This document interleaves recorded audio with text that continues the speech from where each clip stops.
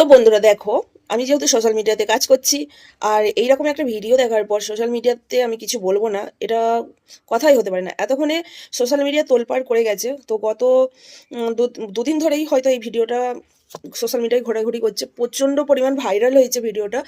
আর কেন হয়েছে তো তোমাদেরকে বলি।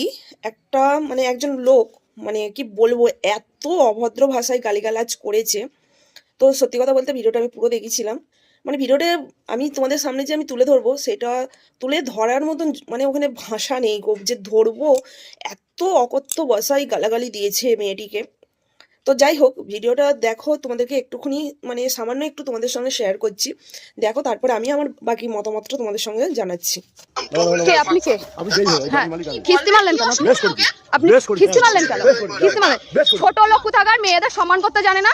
মেয়েদের জুতো দিয়ে মারি আমি জানো তো আমার পায়ে জুতো আছে, আমার পায়ে জুতোটা আছে। তোমার মারবো এখন দেখবা নাম কি আপনার? নাম কি আপনার? নাম আমার নাম ডবল জিরো ফাকফা দেখবা কি বলবে? কি অসভ্য লোকে। জুতো দিয়ে মেয়েদের আমি মারি দেখবা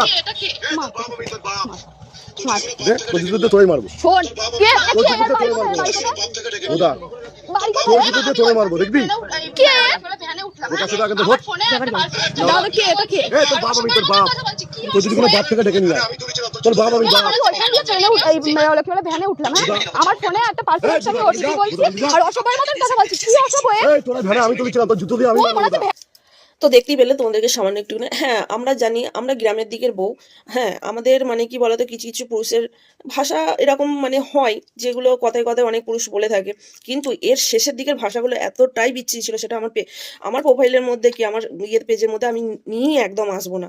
লাস্টের যে কথাগুলো বলেছে এত বাজে, এত বাজে। তো আমার কাছে হচ্ছে একটাই প্রশ্ন। আমরা তো জানি আমরা মেয়েরা কোনোদিনই সেফটি নই। এটা যদি রাত্রিবেলা হতো, সে ছিল মদ্য অবস্থায়। আমি ভাবছি যে সেই মেয়েটি যদি রাত্রিবেলা এইভাবে পড়তো বিপদে, দিনমানে বলে অনেক লোকজন তার কাছে জড়ো হয়েছিল। তো রাত্রিবেলা হলে কি অবস্থা হতো।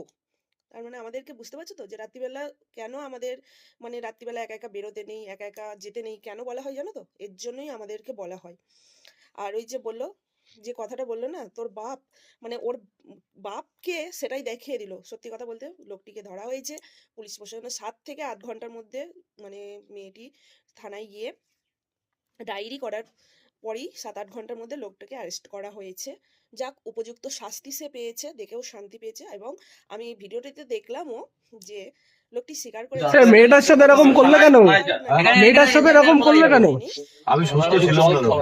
কি কি খেয়েছিলে তখন?